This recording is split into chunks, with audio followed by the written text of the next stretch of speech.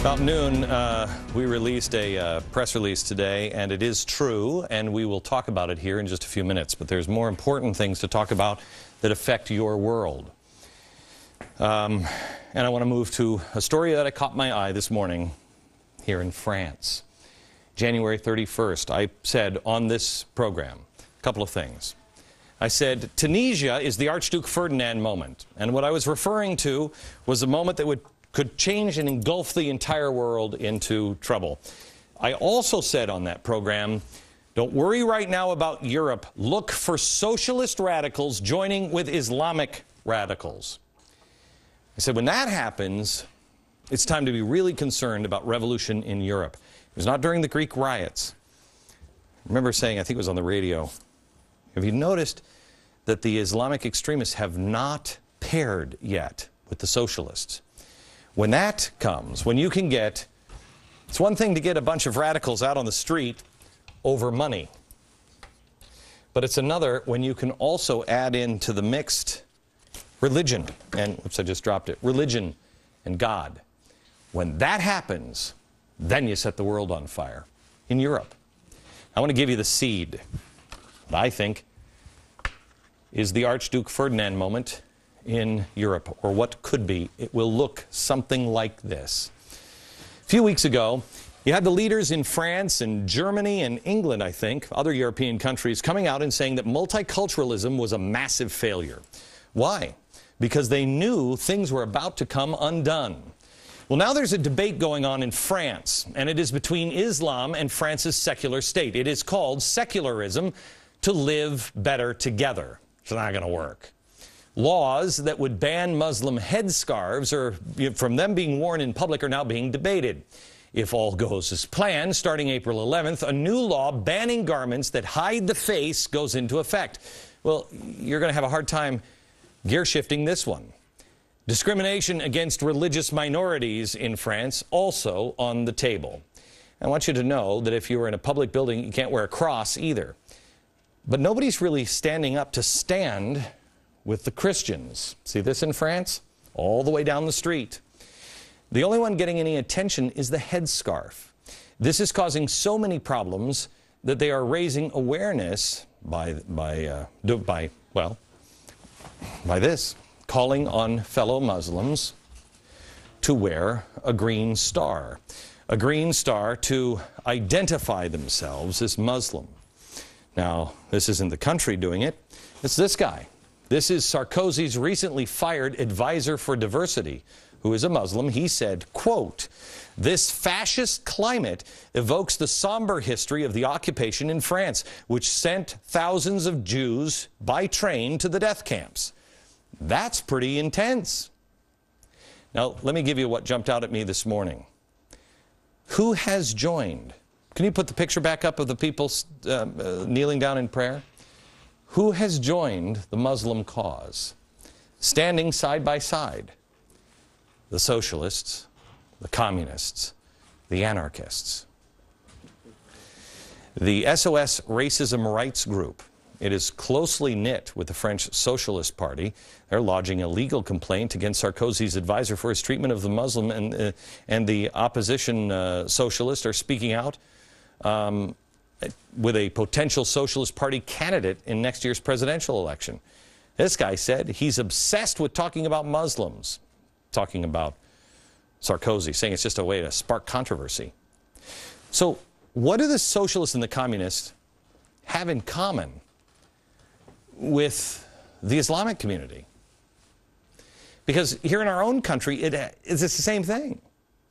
But you see the communists and the socialists with the ACLU, how they push God away as much as they can, but they stand not with Christians, and not really even with the regular Muslim, but with the Muslim extremists. I told you to look for this sign last fall. If it is not this one, it will appear like this. It'll seem nonsensical, and by itself, it would be. But I also told you that the hatred of World War II would return again. I remember saying this on the program and just getting hammered for it. So let me say it again. We have the hatred of Jews, anti-Semitism, that is happening globally that I have never seen in my lifetime. Socialist and communist are coming together. And now in France, it is the rise of the National Front. I'm pretty sure there are elements of this group that are as radical as the radical left, except they're on the other side. But remember, it's the train tracks, left and right, not American, freedom and big government, but Nazism and communism. The ones left behind, as it is in every time this happens in Europe, the ones who will be swept up in the coming revolution are those people that first the New York Times will praise everything that's going on. And then, in the end, the New York Times will print something like this. For many people, life today is even harder than before, especially for the poor and those who survive on tourism. No one is joking. There is no happiness, no work. The country is a mess.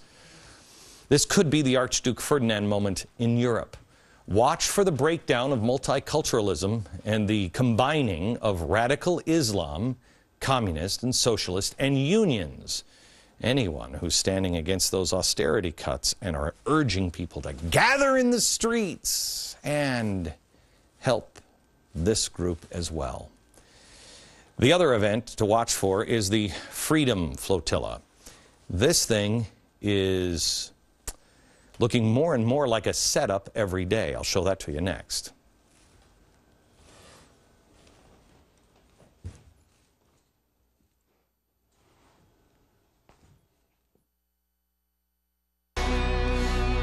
What's the date today? Was it April 6th? April 6th. Glenn Beck said, watch for trouble in May. In May, you've got a couple of things going on, and we'll explain more tomorrow about May. You need to look at this.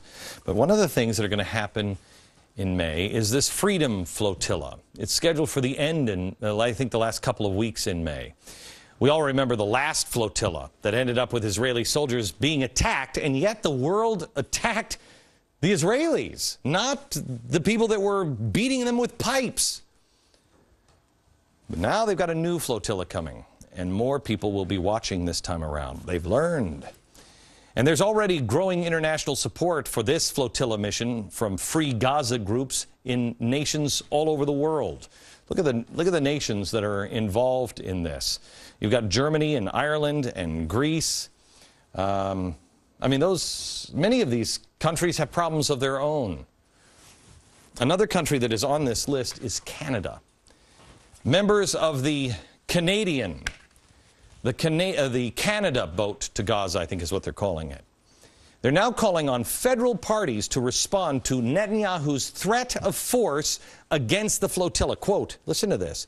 Netanyahu's vow is to use force is tantamount to a death threat against the Canadian and international participants in the flotilla. Now that's really critical for you to understand. The threat of force is a death threat to the international community. What will candidates running in this election do to ensure the safety and security of those on board the Canadian boat to Gaza? First of all, watch Friday's show, because I believe Israel is being set up.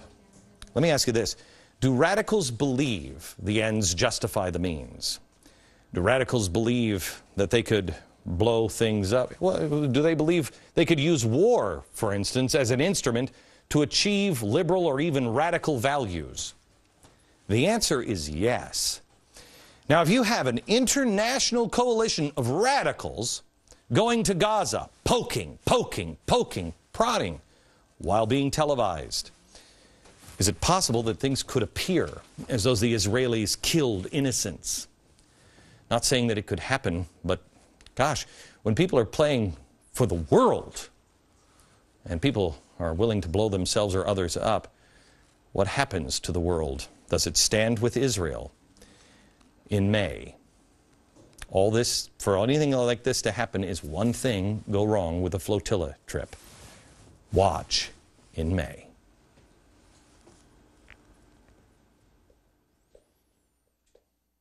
Now I want to take a couple of minutes and address something personal between you and me. This is something that I have been thinking about for a very long time. When Fox was generous enough to offer me the time at 5 o'clock, I originally didn't take him up on it. I turned him down. One of the reasons was I didn't want to do this. I hated doing it at the other place. This place is sweet in comparison. But I also knew, believe it or not, anybody who knows me in my real life, as everybody, the wee little Aaron will tell you too, I avoid confrontation like nobody's business. It's why I'm divorced. But it's also, I don't like it. I don't like conflict. But sometimes you have to stand. I took the job 2 years ago because I thought I had something important to share. I really thought that if I could prove my case that something wicked this way was coming, something in America was wrong, America would listen. And they have. I'm surprised at both the number that have and haven't, even with all of the facts. When I took this job, I didn't take it because it was going to be a career for me. Paul Revere did not get up on the horse and say, I'm going to do this for the rest of my life. He didn't do it.